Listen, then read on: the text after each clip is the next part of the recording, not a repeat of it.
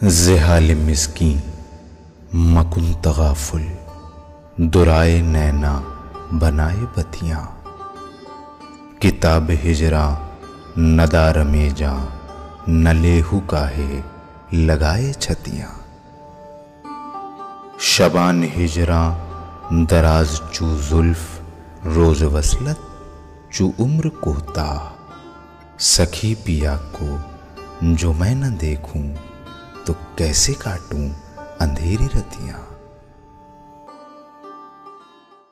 ناظرین آداب، D D Urdu کے خاص پروگرام اردو شاعری کا بدلتا منظرنامہ، اس پروگرام میں رضا حیدر آپ سبھی کا استقبال کرتا ہوں۔ آج ہم گفتگو کریں گے اردو کے ممتاز شاعر میر تقی میر کی زندگی اور ان کی شاعری پر، اور ہمارے ساتھ گفتگو کے لیے دو خاص مہمان ہیں۔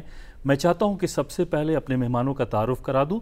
میرے پہلے مہمان ہیں پروفیسر شہپر رسول صاحب، جو کسی بھی طرح سے تعارف کے محتاج نہیں ہیں۔ آپ جامعہ ملیہ اسلامیہ میں پروفیسر ہیں، بہت ہی اچھے اور بہت ہی اہم شاعر ہیں، اور جو پوری اردو شاعری کا جو منظرنامہ ہے، اس منظرنامے میں آپ کا نام بہت رسپیکٹ، عزت، احترام سے لیا جاتا ہے۔ ہماری دوسری مہمان ہیں ڈاکٹر نجمہ رحمانی۔ آپ کا بھی تعلق دہلی یونیورسٹی کے شعبہ اردو سے ہے، کئی کتابیں آپ نے لکھی ہیں، کئی آرٹیکلس آپ کے پبلش ہوئے ہیں، اور اردو ورلڈ میں بھی آپ کا نام کافی جانا اور پہچانا جاتا ہے۔ تو ہم اپنے مہمانوں سے گفتگو کریں گے میر تقی میر کی زندگی اور شاعری کے اوپر، لیکن ناظرین اس سے پہلے میں چاہتا ہوں کہ میر تقی میر کی زندگی اور ان کی شاعری کے تعلق سے ایک دو باتیں آپ کے ساتھ شیئر کروں۔ جیسا کہ آپ سبھی جانتے ہیں کہ میر تقی میر آگرہ میں پیدا ہوئے، لیکن ان کی زندگی کا بڑا حصہ لکھنؤ اور دلی میں گزرا۔ میر تقی میر نے شاعری کا ایک بڑا ذخیرہ جو ہے وہ اردو دنیا کو سپرد کیا ہے۔ ان کی شاعری کا اگر آپ مطالعہ کریں تو قصائد، رباعیات، مثنوی، غزلیں، اور اس کے علاوہ بھی بہت ساری شعری اصناف ان کی شاعری میں ہمیں دکھائی دیتی ہیں۔ میر تقی میر کا جو زمانہ تھا وہ ہندوستان کی ابتری تباہی اور بربادی کا زمانہ تھا۔ انگریز آہستہ آہستہ ملک پر قبضہ کر رہے تھے، مغلیہ سلطنت ختم ہو رہی تھی، اور دلی کی تباہی اور بربادی کا یہ حال تھا کہ میر تقی میر جو دلی کی تہذیب اور وہاں کی ثقافت سے بے پناہ محبت کرتے تھے، ان کو دلی کی تباہی کا بہت احساس تھا، جس کا اظہار انہوں نے اپنی شاعری میں بھی کیا۔ یہی وجہ تھی کہ جب وہ لکھنؤ پہنچے، اور لکھنؤ پہنچنے کے بعد جب ان کو معلوم ہوا کہ کوئی مشاعرہ ہو رہا ہے، اور اس مشاعرے میں جب وہ شریک ہوئے تو وہاں موجود کچھ لوگوں نے جب ان کی بدحالی کا حال دیکھا تو ان سے ان کا تعارف پوچھا۔ وہ مسکرائے تو میر تقی میر نے جواب دیا جو بہت ہی مشہور و معروف 6 مصرع ہے کہ کیا بود و باش پوچھو ہو پورب کے ساکنوں، ہم کو غریب جان کے حسس پکار کے، دلی جو ایک شہر تھا عالم میں انتخاب، رہتے تھے منتخب ہی جہاں روزگار کے، اس کو فلک نے لوٹ کے برباد کر دیا، ہم رہنے والے ہیں اسی اجڑے دیار کے۔ تو ناظرین بہت ساری باتیں آج ہوں گی میر تقی میر کے تعلق سے، ہم اپنے ایکسپرٹ سے پوچھیں گے، سوالات کریں گے، اور ہم یہ کوشش کریں گے کہ ہر جہت اور ہر پہلو پر میر تقی میر کی زندگی اور شاعری کے تعلق سے گفتگو۔ میر تقی میر کا جو ابتدائی زمانہ تھا، اس زمانے کے تعلق سے آپ کچھ روشنی ڈالیں۔ دیکھیے، میر تقی میر 1722 جی 22 اور 23 لوگ کہتے ہیں عام طور پہ پیدا ہوئے تھے۔ آگرہ میں ان کی پیدائش ہوئی تھی۔ آگرہ کے لیے بہت ساری چیزیں لکھی گئی ہیں۔ آگرہ کا بھی حال جیسے کہ آپ نے کہا تو بہت اچھا نہیں تھا اس وقت، لیکن یہ کہ جو بچہ کسی خاندان کسی گھر میں پیدا ہوتا ہے، اس کو جس طرح کی تربیت، جس طرح کا ماحول اور جس طرح کی دیکھ ریکھ کی ضرورت ہوتی ہے، تو شروع میں تو ان کو وہ ملی، لیکن بہت کم عمری میں ان کے والدہ، ان کے والد جو ہے وہ گزر گئے۔ تو اس طرح کا جو ایک تحفظ اور اس طرح کی جو ایک دیکھ بھال ہونی چاہیے تھی، یقیناً ان کی نہیں ہوئی۔ تو بہت زندگی کے بالکل ابتدا سے جس طرح کی کیفیت سے وہ گزرے ہیں، ان کی پوری شاعری میں آپ دیکھیے کہ بچے کے ذہن پہ جو ایک نقوش ثبت ہوتے ہیں بچپن میں، ان کے اثرات دکھائی دیتے ہیں۔ وہ الگ بات ہے کہ زمانے کے ساتھ چیزیں بدلتی رہتی ہیں۔ تو وہاں آگرہ میں وہ رہے اس زمانے میں، اور جب یہ کیفیت ہو گئی تو اس کے بعد وہ دہلی آئے۔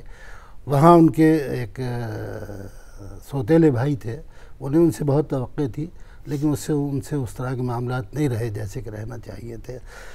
دلی آئے، دلی سے پھر چلے گئے، پھر بعد میں دہلی آئے۔ بعد میں ایک خاص جو کیفیت ان کے یہاں پیدا ہوئی ہے اور ایک طرح کا سوچنے سمجھنے اور ان کی شخصیت کے بننے میں جو بہت بڑا رول ہے وہ خانِ آرزو کا ہے، جی جو ان کے وہی ان کے سوتیلے بھائی کے ماموں تھے گویا، ان کے بھی ایک طرح سے ماموں تھے اور بڑے اہم آدمی تھے، بہت بڑی پرسنالٹی ان کی تھی، بہت پڑھے لکھے آدمی تھے، فارسی ادب اور بعد میں اردو ادب کے بھی، اردو ادب جو بھی تھا ان کی ذہنی نشو و نما میں بڑا امپورٹنٹ بہت غیر معمولی کردار انہوں نے ادا کیا ہے، اور جس کا ذکر میر نے خود بھی کیا ہے، دوسرے لوگوں نے بھی کیا ہے۔ یہ الگ بات ہے کہ ان سے بھی معاملات بعد میں نہیں بنے، کیونکہ میر کی جس نہج پہ پوری زندگی گزری اور جس طرح کے معاملات اور چیزیں ان کے ساتھ ہوتی رہی، تو وہ ایک خاص طرح کی نازک مزاجی ان کے ہاں تھی، بہت زود رنج بھی تھے، چیزوں کا اثر بہت تیزی سے لیتے تھے، چنانچہ کہیں کہیں وہ کیفیت بددماغی کی حد تک چلی جاتی تھی، جس کو بہت سے لوگوں نے اس کا ذکر کیا ہے۔ لیکن میں کہوں گا کہ وہ زود رنجی تھی ان کی، اور وہ ایک طرح کی حساسیت تھی جو ہونی چاہیے تھی ان حالات میں جن حالات سے وہ گزرے تھے گویا۔ لیکن یہ کہ ان حالات نے ان کی زندگی کو جہاں متاثر کیا، وہاں اس کی تعمیر میں ایک غیر معمولی کردار ادا کیا، جس نے ان کو شاعر بنایا اور اس طرح کا آدمی بنایا جس طرح کے وہ آدمی تھے۔ وہ زمانے میں بحیثیت آدمی بھی دوسرے لوگوں سے بہت مختلف تھے، بحیثیت شاعر تو مختلف تھے ہی۔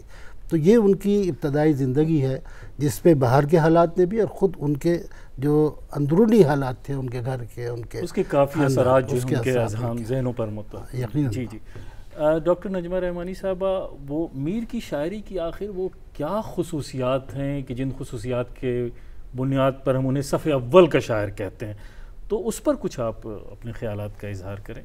کہ ہر عہد میں شاعری کے اپنے موضوعات ہوتے ہیں، کچھ یونیورسل ہوتے ہیں اور جو ہمیشہ ہر جہاں ہر طرف ادب میں پائے جاتے ہیں، کچھ مخصوص ہوتے ہیں، کچھ آفاقی ہوتے ہیں کہ وہ ہر عہد میں انہیں سمجھا جاتا ہے، انہیں پڑھا جاتا ہے، انہیں موضوع بنایا جاتا ہے۔ کچھ ویکیبلری یا لسانی پہلو ہوتے ہیں جو کسی شاعر سے مخصوص ہو جاتے ہیں۔ میر کے ہاں موضوعاتی اعتبار سے بھی اور لسانی اعتبار سے بھی جو ایک آفاقی پہلو اس شاعری کا ہے جو ہر دور میں پسند کی جاتی رہی، آج بھی یونیورسٹیز کے نصاب میں، اسکولوں کے نصاب میں میر کے بغیر ہمارا ادب مکمل نہیں ہوتا۔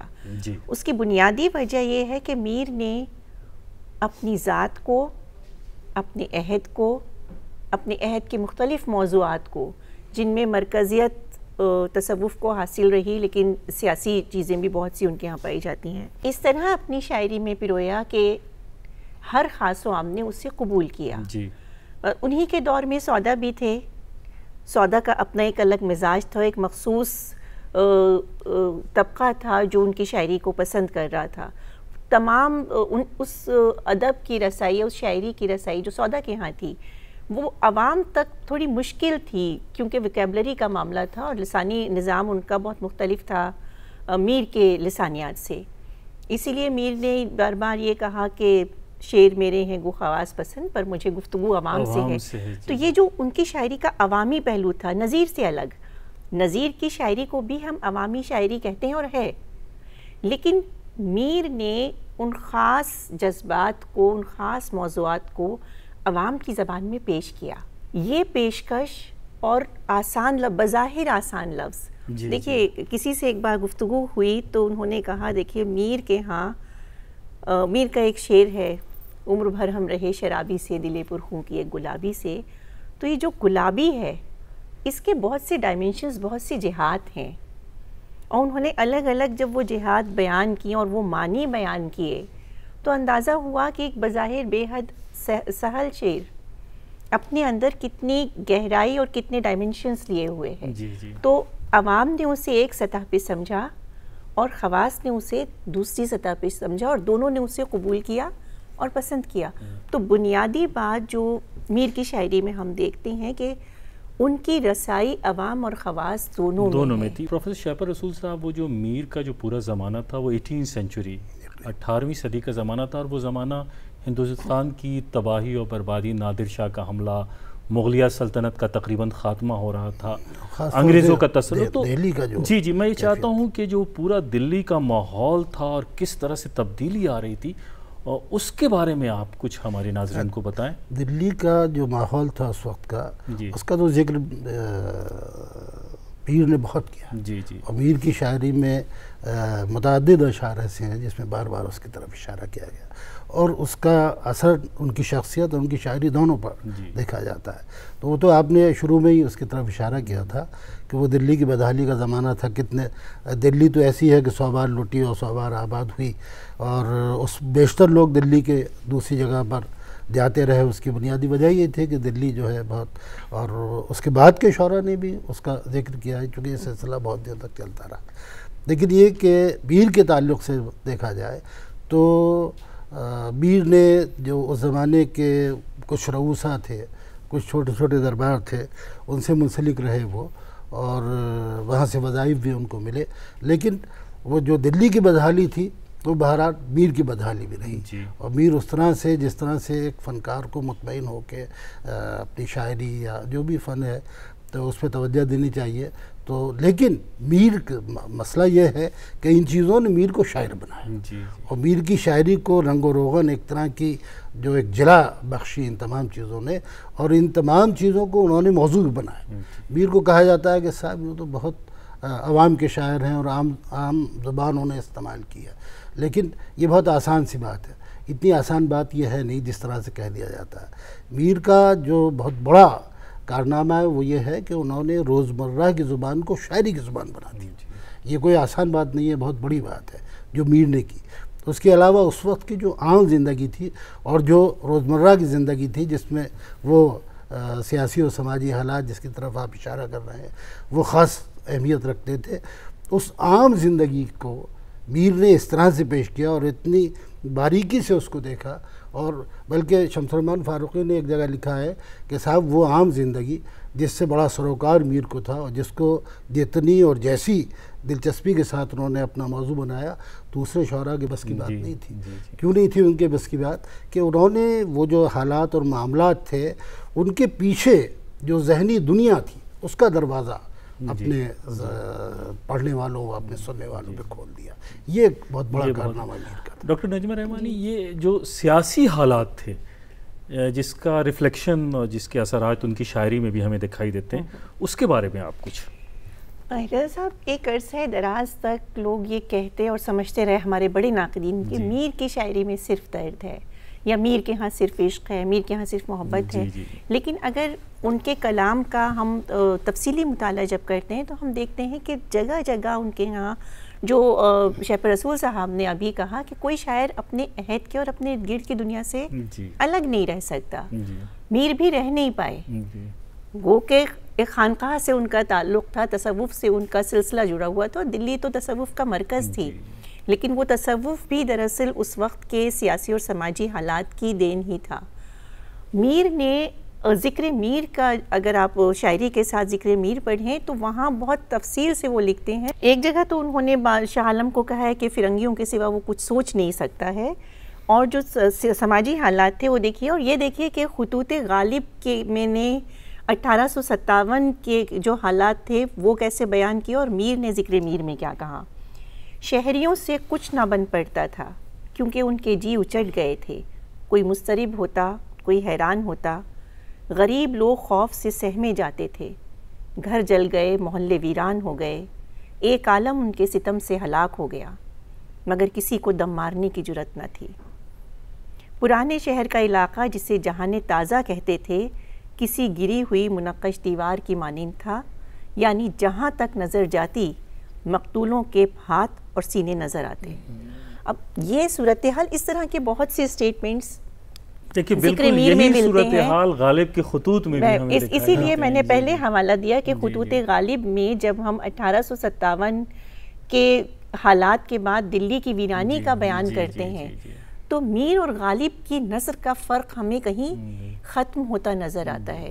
یہی صورتحال ان کے اشعار میں آپ دیکھیں، ایک کے بعد ایک بادشاہ بدلے گئے، کسی کی آنکھوں میں سلائیاں پھیری گئیں، کوئی فیروز شاہ کوٹلہ کے باہر برہنہ حالت میں لاش پائی گئی۔ ایک قطعہ بہت مشہور ہے میر کا جس میں انہوں نے کہا، کل پاؤں ایک کاسۂ سر پر جو آ گیا، یکسر وہ استخاں شکستوں سے چور تھا، کہنے لگا کہ دیکھ کے چل رہا بے خبر، میں بھی کبھو کسی کا سرے پرغرور تھا۔ شہپر رسول صاحب، چونکہ آپ شاعر ہیں اور غزل کو میر تقی میر نے بلندیوں تک پہنچایا، اور کہا جاتا ہے کہ اردو شاعری میں جو پوری ایک اساس ہے وہ ان کی غزلیہ شاعری، تو وہ جو ان کی غزلیہ شاعری ہے اس کے بارے میں آپ دیکھیے، جی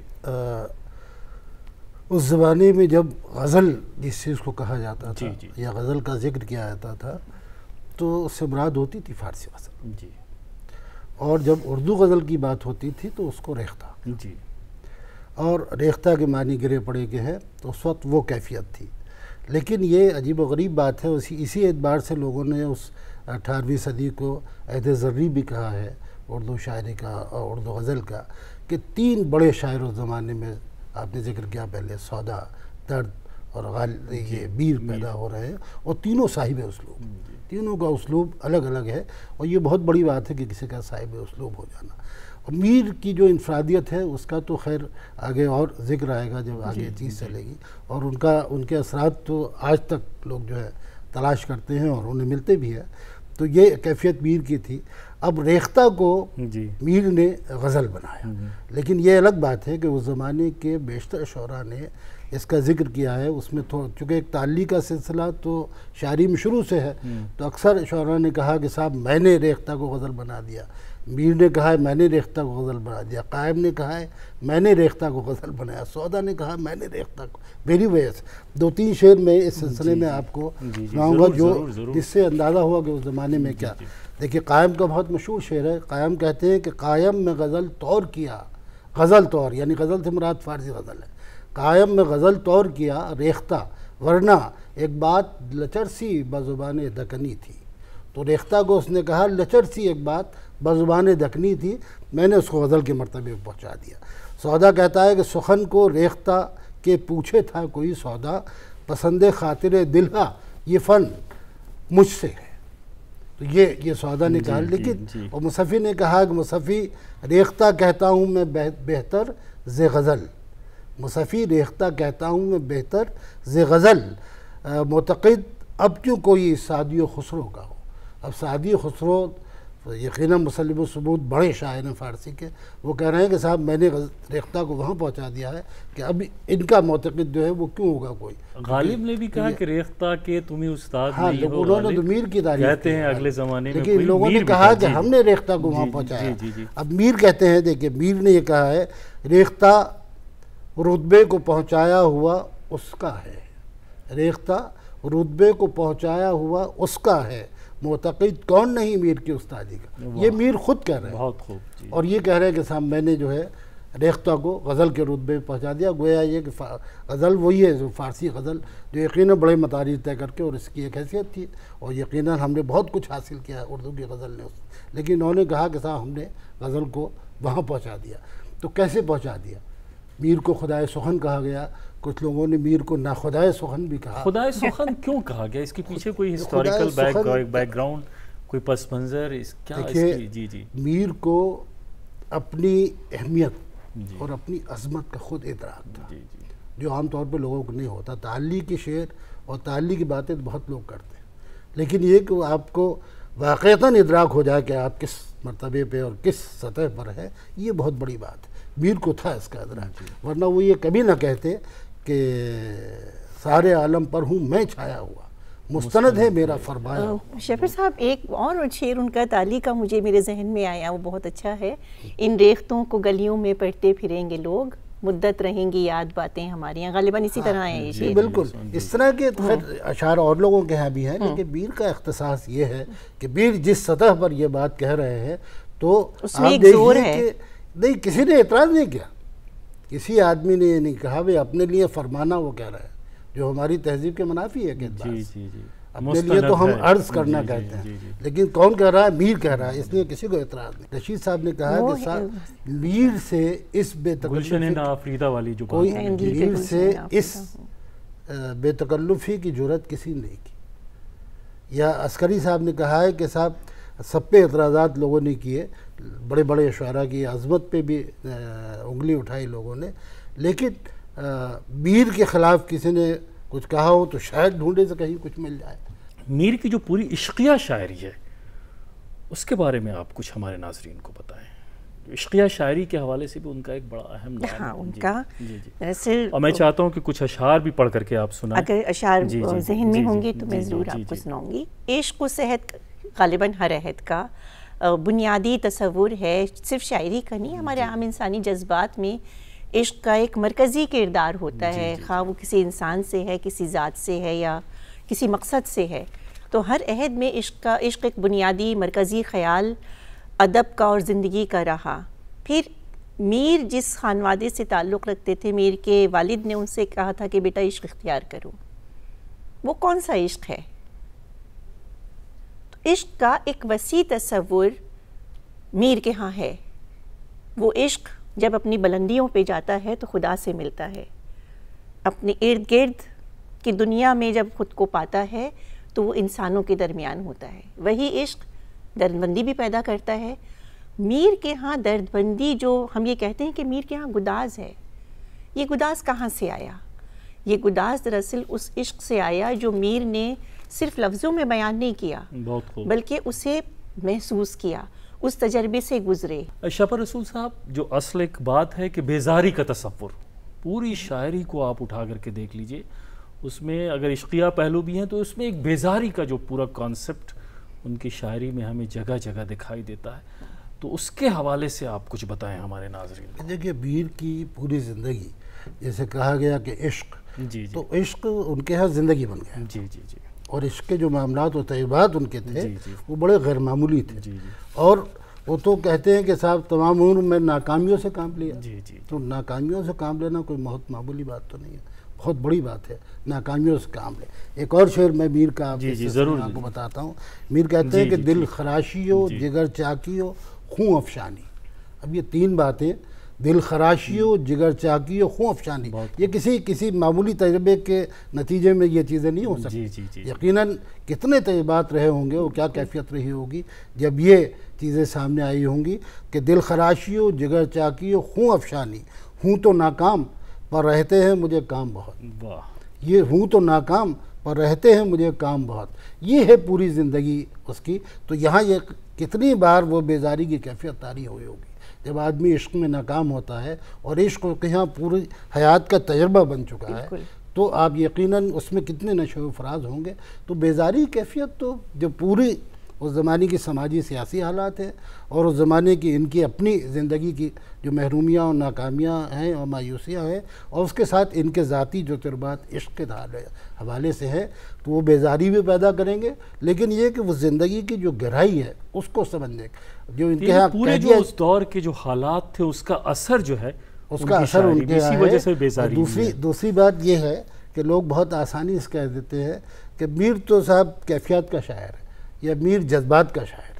مسئلہ یہ ہوتا ہے کہ ان کے ہاں جو پوری شاعری اگر اس کو غور سے پڑھا جائے تو اندازہ ہوتا ہے کہ صاحب وہ تجربات اور وہ بصیرت زندگی کی، وہ گہری بصیرت جو ہے، وہ جو ان کے ہاں ہے، وہ بہت آسانی سے حاصل نہیں ہوتی۔ یقیناً ان کے تجربے جو ہیں وہ بہت گہرائی تک زندگی، چونکہ بہت کم ہے۔ اس میں نا ایک اضافہ میں ان کی بات میں کروں گا کہ عشق کا ظاہری پہلو اور حسن کے خارجی پہلو میر کے ہاں بہت پائے جاتے ہیں، جس سے لوگ عموماً صرف نظر کرتے ہیں۔ ایک بڑا اہم سوال جو خاص طور پہ میں آپ سے کرنا، چونکہ پوری ترقی پسند شعری روایت کے اوپر آپ کی بڑی گہری نظر ہے، تو کوئی ترقی پسند شعراء نے بھی میر کے اثرات کو بہت قبول کیا، تو میں چاہتا ہوں کہ مختصراً آپ اس کے اوپر کچھ روشنی ڈالیں۔ دیکھیے، میر نے جو میں وہاں سے سلسلہ جوڑتی ہوں اپنی بات کا، جب میں نے اور شیپر صاحب نے بھی کہا تھا کہ سیاسی معاملات میر کے ہاں ہیں، ہمیں یہ فرق دیکھنا پڑے گا۔ ترقی پسند شاعری نے سیاسی پہلو کو فوکس کیا شاعری کے، میر نے بھی سیاسی پہلو کو شامل کیا اپنی شاعری میں۔ میر کے ہاں وہ بیانیہ ہے، یہ ایک بنیادی فرق ہے۔ میر کے ہاں وہ بیانیہ ہے، اب جہاں آفتاب میں ہم ہیں، کلمہ سر وہ گل کے سائے تھے، اس طرح کے بہت سے شعر میر کے ہاں ہیں۔ وہاں سے ایک اثر قبول کرتے ہیں۔ سب سے زیادہ مجھے فیض کے ہاں وہ اثر نظر آتا ہے، بہت مختلف۔ آپ دیکھیں گے فیض کے کسی مجموعے کا جو جہاں سے شروع ہوتا ہے، آغاز ہوتا ہے، بہار آئی تو نخل دار پہ میر، سر منصور ہی کا بار آیا۔ اس کے علاوہ فیض نے جو موضوعاتی سطح پہ قبول کی چیزیں، میں اس میں سے ایک دو چیزیں آپ کو سنانا چاہوں گی۔ بہت مشہور نظم ہے فیض کی، آج بازار میں پا بجولاں چلو، دست افشاں چلو، مست و رقصاں چلو، راہ تکتا ہے سب شہر یاراں چلو۔ اب اس کے بعد میر کے شعر سن لیجئے۔ جب جنوں سے ہمیں توسل تھا، اپنی زنجیر پاہی کا غل تھا، شاید بہار آئی ہے دیوانہ ہے جہاں، زنجیر کی سیاتی ہے جھنکار پاؤں میں۔ بہت خوب۔ آپ دیکھیں دونوں میں موضوعاتی مماثلت بہت واضح ہے اور کہیں ویکیبلری بھی مل رہی ہے، مزاج الگ الگ ہیں۔ شہپر رسول صاحب، میں آپ سے یہ جاننا چاہوں گا کہ جو موجودہ پورا شعری منظرنامہ ہے اور اس دور کی جو شاعری ہے اس کے تعلق سے اور میر کی شاعری کا کیا میسج ہے اس دور میں ہمارے شعراء کی شاعری میں، وہ ریفلیکشن ہے یا نہیں ہے، اور اگر نہیں ہے تو کیوں نہیں ہے اور ہونا چاہیے، اس پہ آپ ذرا کچھ بس مختصراً۔ جی میر کا معاملہ یہ ہے کہ اگر کسی شاعر کی تقلید کی جائے یا نقالی کی جائے تو ہم اس کو ناپسندیدگی کی نظر سے دیکھتے ہیں، لیکن جن لوگوں نے میر کے اثرات قبول کیا اور ان کے ہاں نظر آئے ان کو ہم احترام کی نظر دیکھتے ہیں۔ فراق کے ہاں اس کا ذکر کیا تھا، ناصر کاظمی کے ہاں، ابن عشاء کے ہاں، خلیل الرحمن اعظمی کے ہاں، یہ تو جدیدیت اور جدید غزل کے بانی ہیں ایک طرح سے، ان کے ہاں میر کیا، اور آج تک وہ چیزیں تلاش کی جا سکتی ہیں۔ ایک بڑے مزے کی بات شمس الرحمان فاروقی صاحب نے کہی تھی کہ صاحب اگر یہ عام طور پر لوگ کہتے ہیں کہ فلاں شاعر نے ہمارے لیے کیا میسج دیا، تو اگر میر اس زمانے میں ہوتے اور ان سے پوچھا جاتا تو وہ یقیناً یہ کہتے کہ ہم نے تو صاحب زندگی کو خاک کر دیا اور اسی میں اپنی شام کو سحر کر دیا، آپ بھی کچھ یہی کر کے دیکھ لیجیے۔ تو یہ ایک بڑی بات ہے کہ کس طرح زندگی بسر کی اور پوری زندگی کو جو ہے ادب جو ہے اس کا اوڑھنا بچھونا بن گیا۔ آپ بھی یہ کر کے دیکھ لیجیے، اسی طرح سے ہم نے تو ناکامیوں سے کام لیا، آپ بھی بہت اچھا میسیج ہے، بہت خوب۔ چونکہ ناظرین آپ نے دیکھا کہ چونکہ میر تقی میر کی شاعری کا کینوس اتنا وسیع ہے کہ اس مختصر سے وقت میں میر کی شاعری کا پوری طرح سے احاطہ کرنا ہمارے مہمانوں کے لیے بہت ہی مشکل اور ناممکن ہے، لیکن پھر بھی پروفیسر شہپر رسول صاحب، ڈاکٹر نجمہ رحمانی صاحبہ، آپ نے اپنی اس مختصر سی گفتگو میں پوری کوشش کی ہے کہ میر تقی میر کی شاعری اس زمانے کے تمام واقعات مختصر طور پر وہ آ جائیں۔ ہم آپ کا دوردرشن کی طرف سے، ڈی ڈی اردو کی طرف سے دل کی گہرائیوں سے شکریہ ادا کرتے ہیں۔ تو ناظرین ابھی آپ دیکھ رہے تھے کہ میر تقی میر کی شاعری اور ان کی زندگی پر پروفیسر شہپر رسول اور ڈاکٹر نجمہ رحمانی یہ دونوں اپنے خیالات کا اظہار کر رہے تھے۔ تو اگلے ایپیسوڈ میں ہم پھر حاضر ہوں گے کسی نئے شاعر کی زندگی اور اس کی شاعری کو لے کر اپنے نئے مہمانوں کے ساتھ۔ تب تک کے لیے ہمیں اجازت دیجیے، آداب۔ ز حال مسکین مکن تغافل، درائے نینا بنائے بتیاں، کتاب ہجراں نہ دار میں جاں، نہ لیہو کاہے لگائے چھتیاں۔